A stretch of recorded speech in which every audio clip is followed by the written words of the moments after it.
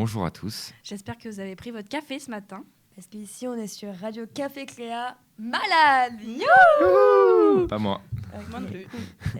Alors, comment ça se passait aujourd'hui ? On va peut-être parler de nos coups de cœur aussi. Ouais. Faire un petit débrief des Oscars. C'est important. Ça s'est passé hier. Sûrement, du coup, pour vous, il y a 1 mois ou 2. Avec le retard qu'on a. Et ensuite, on va faire une émission sur le stand-up aujourd'hui. Du coup, on va parler d'humoristes, comédiens et un peu de toute l'histoire de l'humour. Voilà. Du coup, Noah, peut-être des coups de cœur. Déjà, est-ce que ça va ? Oui, Oui, c'est vrai qu'on ne est-ce pose que pas ça la va ? question. Est-ce que Ça ça fait va ? longtemps. Est-ce que ça va, vous ? Il n'y a pas, Je pense que c'est Pardon. pas de réponse. Coupé. Ok. Du coup, vous, comment ça va déjà ? Alors, comment ça waouh. va sur 10 ? Oui, Ça va ? Oui. Ok, je super. dis bien, Non. parfaitement. Ça va super et toi ? Moi, il fait beau. Et On on a nos retourne. super tasses. Ça fait longtemps qu'on n'a pas tourné. On a nos tasses. Beaucoup moins stressé que sur les 2 premières émissions. Bon, c'était un peu stressant d'avoir 3 caméras sur soi. D'ailleurs, là, on a 3 et je sais pas laquelle regarder. Celle-là et celle-là de temps en temps. Celle-là, en priorité. L'équipe technique me dit. Ok, Noah, tes Oui. coups de cœur. Mes coups de cœur, Enfin, ton coup de cœur. C'est un. Récemment, j'ai vu les courts-métrages de Wes Anderson qu'il y a sur Netflix. Il y en a 4 et ils sont vraiment très sympas parce que c'est vraiment le style de Wes Anderson, très un peu absurde dans la mise en scène, où les personnages parlent à la caméra, ils décrivent tout ce qui se passe. Visiblement, il y a quelqu'un qui veut pas que je parle.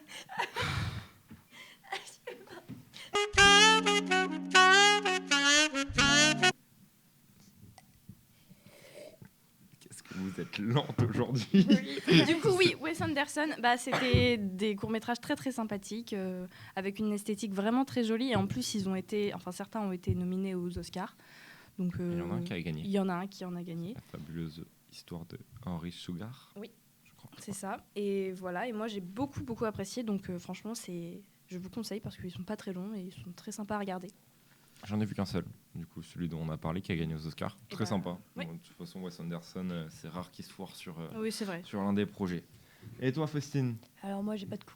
Waouh, attendez, Wow. je la refais. Pas de coup. Alors moi, j'ai pas de coup de cœur parce que j'ai pas de cœur.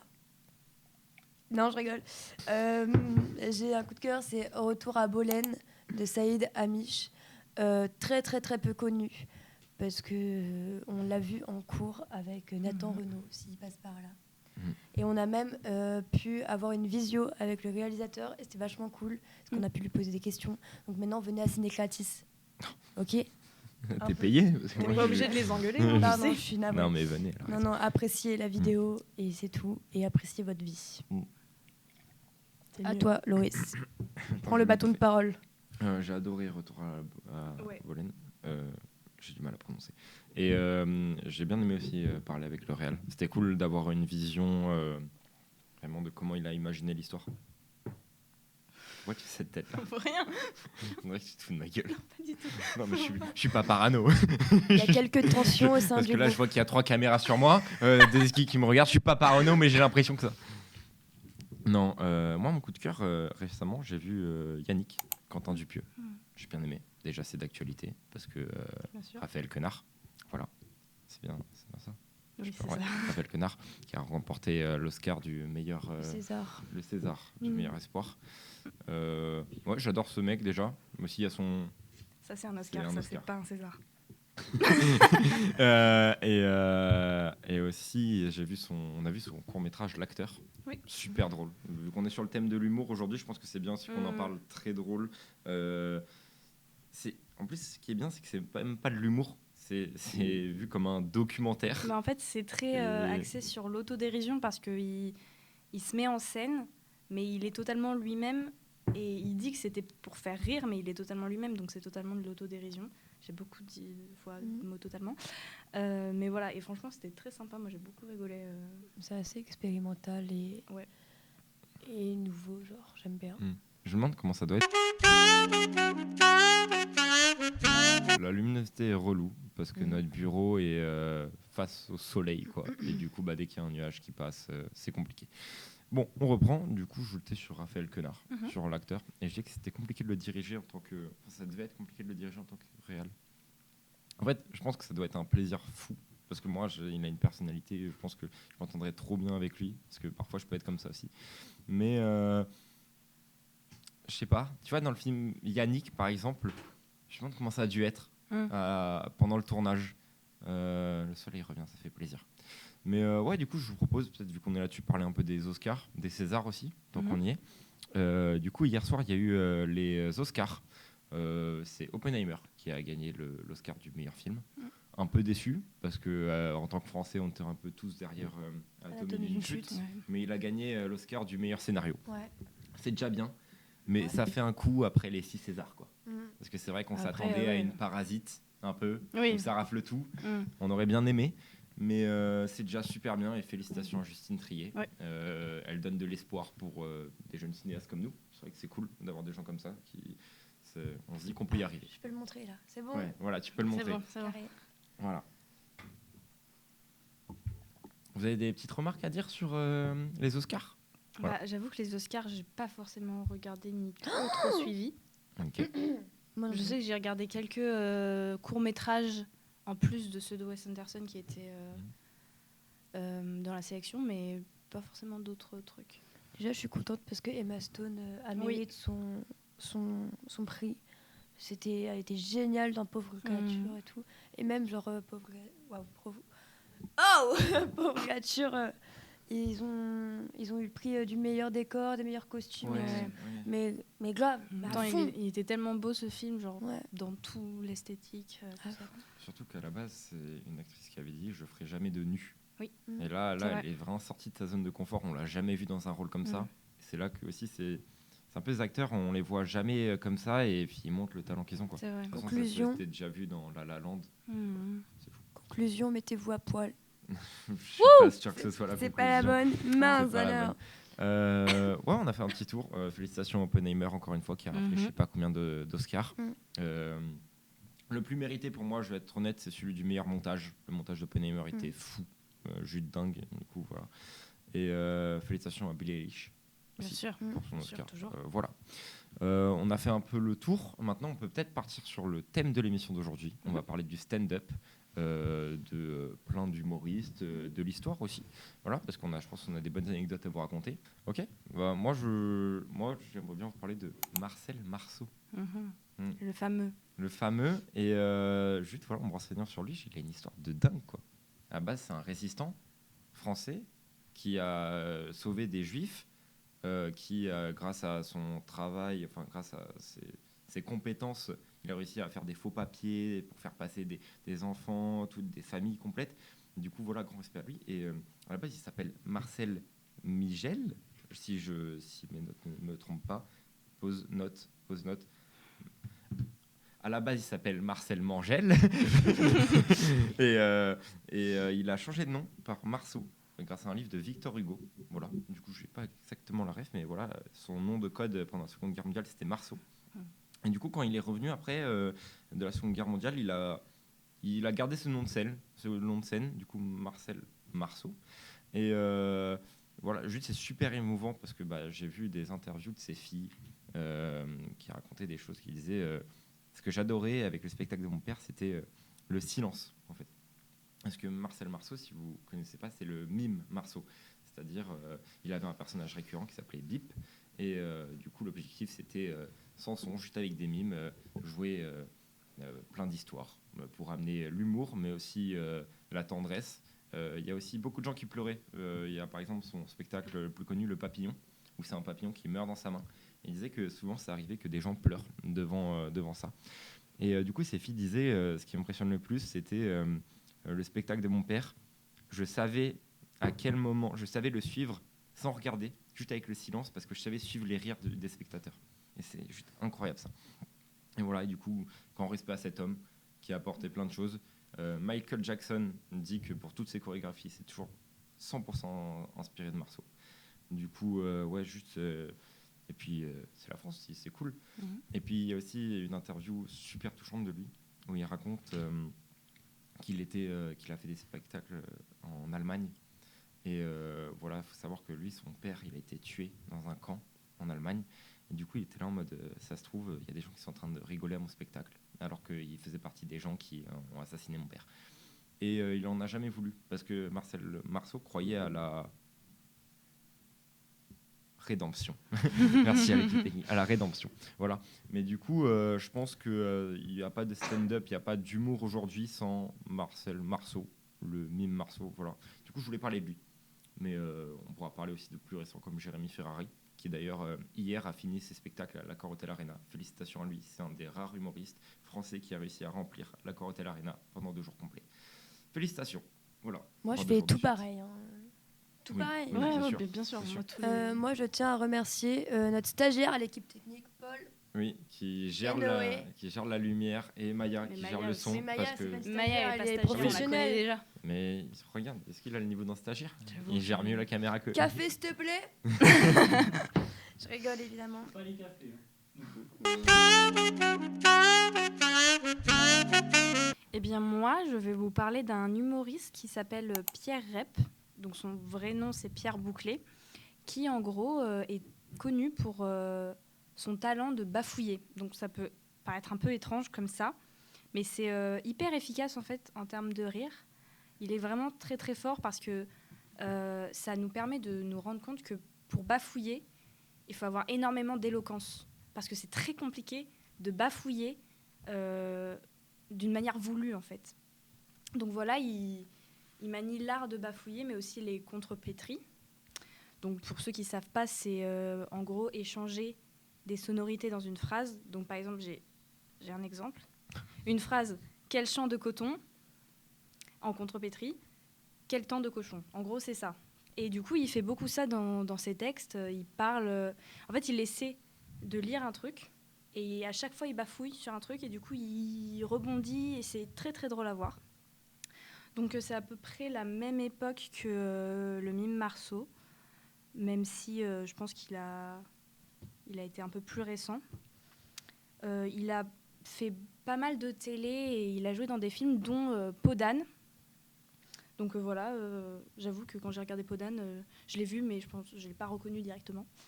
J'ai vu Peau d'âne. T'as pas vu Peau d'âne? T'as vu Peau d'âne? Non, je sais pas. Je suis choquée. T'as fait un truc. J'adore faire ça.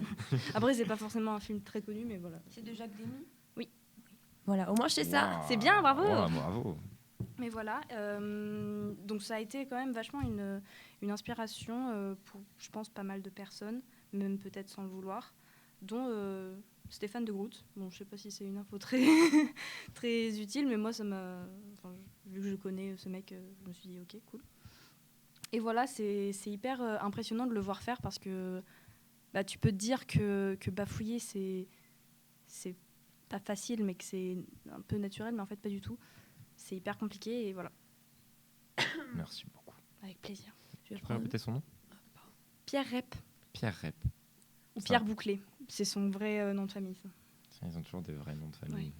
Oui. Et toi? De qui toi, c'est plus récent. Oui, c'est plus récent, j'espère. Un tout petit peu. Ouais, un voyage de 100 ans. Je pense que tout le monde connaît, j'espère en tout cas, parce que la honte sinon. Voilà, moi je vous le dis. C'est Paul Mirabel, parce que notre coupe de cheveux est assez similaire, donc je pense que je suis légitime d'en parler. Donc en gros, Paul Mirabel, ses études, il a fait une étude de commerce, rien à voir avec l'humour. Ensuite, il s'est dit, ok, j'adore l'humour, et son on va dire, mentor, on va dire, en mode, il idolâtrait Gad Elmaleh. Enfin, okay. Et ensuite, il a commencé à faire des scènes ouvertes. Et puis, il a fait le cours Florent, dingo. Et il s'est surtout fait connaître. Alors, moi, je l'ai connu comme ça aussi, j'avoue. Je suis dans les premières. Ouais. C'est quand la diffusion de Montreux Comédie. En 2020, il avait fait son sketch Me suis fait raqueter, etc. C'était super drôle, j'ai adoré. Sinon, il a fait un premier spectacle, ça s'appelle Zèbre. Comme un zèbre, finalement, un zèbre. Bien, oui, merci. De rien. Elle n'était pas sans celle-là. Et il participe à des émissions telles que LOL qui ressort, je pense que vous connaissez aussi. Donc, il a sa place il dans fait cette aussi émission. Une radio. Bon, il fait plein de choses. Je crois qu'il passe à la radio toutes les semaines. Il fait un Ouais. petit... C'est possible.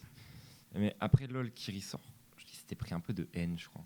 Oui. Il y a Ouais, peut-être il eu, s'était pris parce que je me Mhm. souviens que lui, il jouait la carte du jeu, c'est-à-dire Oui. il sait qu'il peut rigoler, du coup il parlait le moins possible, quoi. Et du coup il s'était pris un peu de... Mes darons, ils étaient là en mode pourquoi il fait rien lui pour... Mais parce qu'en fait c'est un peu la nouvelle génération, Oui. ils le connaissent pas trop, Oui, mais c'est ça. Paul Mirabel, juste incroyable, quoi. Et puis c'est cool d'avoir des jeunes comme ça qui font de l'humour, enfin des jeunes beaucoup plus vieux que moi. Oui, totalement. mais encore une fois, voilà, faut pas voir que les anciens. Enfin, je veux dire, il y aura toujours des nouveaux et c'est ça qui va faire vivre aussi l'humour dans chaque pays. Voilà, c'est cool, c'est Et trop ce bien. qui est fou, c'est qu'il a fait partie des maîtres de cérémonie des Césars. Il a fait une super blague avec Inception, Déception. C'est très drôle. marrant. On va la mettre comme ça, hop, Inception, avec Déception. des écriteaux. Je pense qu'on peut même mettre le passage. On a Ouais. plus. Alors je suis conscient que je passe juste après Monsieur Christopher Nolan et qu'en me voyant arriver sur scène, certaines personnes dans la salle se sont dit « Ah, donc là on passe de Inception à Deception ». Merci beaucoup. Et il a fait aussi, donc en 2025, il fait une tournée, on va dire, parce qu'il a un nouveau spectacle qui s'appelle Par Amour, et je vous invite à aller le voir. Je sais pas du tout s'il est bien, mais moi j'ai envie d'aller le voir. en Moi vrai. aussi. On ira tous ensemble. Ouais. Main Moi, ça dans la main. m'étonnerait que ce soit pas bien. Je pense Oui, vraiment c'est que c'est un peu l'avenir, tu vois, du stand-up français. Après, il y a plein d'autres humoristes. Moi, j'aime bien la nouvelle vague d'humoristes qui, je sais pas comment ça s'appelle ce style de spectacle, mais qui, c'est un peu de l'impro, c'est-à-dire que chaque spectacle, c'est en fonction du public. Ouais. C'est-à-dire qu'ils ont une ligne directrice, c'est-à-dire qu'ils vont poser plein de questions publiques, genre le mariage et tout, et ensuite ils font que vanner le public. J'aime bien, ouais, Et, c'est sympa. c'est quoi, c'est Verino qui fait ça. C'est aussi, comment il s'appelle, le Marseillais, Redouane, ouais. Voilà, Redouane, super drôle. Et c'est vrai que ça, j'aime bien. C'est un peu l'humour noir. Ouais. Mais après, l'humour noir, c'est trop bien. D'ailleurs, je vais parler de Jérémy Ferrari parce que Bien je sûr. crois que en humour noir français, il n'y a pas mieux. Et j'ai écouté un podcast de lui où il parle et il raconte un peu toute son histoire avec l'humour noir. Et lui, il faut savoir que genre, il a eu des gros problèmes d'alcoolisme et tout, mais j'adore sa façon de parler de l'humour. En fait, il avait une relation très profonde avec sa mère. Et le chien, il racontait des anecdotes en mode sa mère, elle lui disait ouais, tu sais que ton grand-père, il a un frère jumeau. Il disait non, c'est pas vrai, il a pas de frère jumeau et tout. Il disait vas-y, monte dans la cave, il vit dans la cave, va voir. Et il y avait un tapis enroulé. Et elle dit il est là ton grand-père, on l'a tué et on l'a mis ici. Et lui, il était explosé de rire. Et en fait, du coup, l'humour noir, ça vient de là chez lui. Pareil, à un moment, il y a une meuf complètement ivre qui rentre dans la supérette de ses parents, parce que ses parents avaient une supérette. Et elle tombe et elle casse des bouteilles. Et il dit pourquoi elle tombe, maman? Parce qu'elle est alcoolique. Pourquoi elle est alcoolique? Bah t'as vu sa gueule, tu vois, genre c'est des trucs comme ça. Et juste voilà, moi je trouve ça drôle. J'ai toujours aimé cet humour et voilà. Et encore félicitations à lui parce que remplir la Hotel Arena, c'est pas chose simple et il le mérite. Voilà. Après, il y en a qui le maîtrisent et il y en a qui le maîtrisent pas, y compris Loris. Enfin voilà, c'est des choses qui arrivent. Moi, c'est même pas l'humour noir, je contrôle aucun humour. C'est juste con en fait. Je suis con, ouais, c'est complètement moi. Non, mais c'est pas grave, hein. Voilà. Mais est-ce que vous avez des choses à dire? Moi, Non, Noah, Ok, tu n'as rien à dire. Un jour, il va falloir arrêter. Elle a mais- sa place ici, elle l'a mérité. Non, mais c'est vrai que j'aime bien aussi les humoristes, les nouveaux humoristes, bon, pas forcément nouveaux, parce que, voilà. Mais c'est vrai qu'il y a un humoriste que j'aime beaucoup, c'est Panayotis. Très souvent, je regarde son spectacle parce que je le trouve hyper touchant, en fait. Parce que la base, c'est de faire rire, mais en même temps, il y a tellement de profondeur dans ce qu'il a vécu avec ses parents, sa relation avec sa famille, ses amis. Et en fait, il aborde plein de sujets sur le ton de la rigolade, mais en fait, ça se voit qu'il est juste là et il parle de sa vie. C'est une sorte de thérapie, en fait, et ça, j'aime bien. En plus, c'est quelqu'un qui est dans le milieu de la télé, de l'humour depuis très jeune. Avoir une relation quand même vachement tôt avec les médias, c'est hyper particulier. Et voilà, moi, à chaque fois, il me touche beaucoup. T'as vu son film sur Netflix? Son film? Oui, il a sorti un film sur Netflix. Ah ouais? Tu l'as pas vu? Non. Moi non plus. Ok. Du coup, on peut en parler si tu veux. Ouais. Parce que De moi, quoi justement, c'est le spectacle qui est sur Netflix. Oui, mais c'est son pas film Mélodie. docu sur son spectacle. Quoi. C'est vraiment juste son spectacle. Oui, Mais oui, c'est un film sur son spectacle. Arrêtez. C'est pas un film, Wow. c'est juste Oui, une captation de son spectacle. une captation visuelle Oui. retranscrite Mais en c'est film. justement ce spectacle que je regarde très souvent. Ok. Du coup, tu l'as vu? Oui. Pas moi. Super. Ah, et aussi, un truc moi qui m'a marqué toute ma vie, les 11 commandements. Ouais, du coup, Paul, heureusement, m'a dit le nom, c'est Michael Youn, j'avais oublié son nom, c'est la bande à Michael Youn. Trop drôle, trop drôle. Ils font aussi une émission ils font une émission à la télé qui refont, Oui. ils la faisaient à l'époque. Mon père, il me dit, c'était hilarant. Voilà. Mais du coup, ils font plein de trucs de fou dedans. Ils bloquent la circulation, ils donnent des tomates aux gens pour qu'ils jettent tomates dessus. Ils font un concours de qui va manger le plus de piment. Ils prennent des somnifères et ils vont faire un marathon de roller. Ils font un jeu aussi, c'est qui aura la plus grosse garde à vue, je crois, la plus longue. Et du coup, à un moment, il y a un mec il se déguise en super-héros, il dit « je suis frottman ». Il va se frotter à la jambe des flics et tout est vrai. Et du coup, maintenant, je pense qu'ils ont un casier judiciaire assez rempli. Mais voilà, c'est juste ce film m'a trop marqué. Et je me souviens, je le regardais avec mon frère. Et ça, pour moi, c'est la base de l'humour. Voilà, j'adore ce film. Voilà. Est-ce que vous avez dit tout ce que vous avez à dire? Tout ce que vous aviez à dire?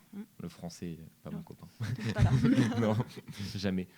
Oui. Oui. Ouais, oui. Moi, Très oui. bien. Et merci d'avoir suivi cette émission. Ça nous a fait un plaisir. C'était un plaisir pour nous de vous parler. Bof. Bof, c'est vrai que bof, en général. Tous mes Et, followers qui me suivent. Non, Ok. J'arrête les vannes. Pas une grosse commu. Tac. Et voilà, merci à tous d'avoir suivi cette émission. Vous avez peut-être un petit mot pour la fin. Merci à tous d'avoir suivi l'émission. Aujourd'hui, c'était un plaisir pour nous de vous parler. Voilà, petit mot de la fin. Merci pour tout. N'oubliez pas que j'ai la même masse musculaire qu'un yaourt nature. Merci. Hashtag C'était Paul Mirabel. Merci. Merci à tous.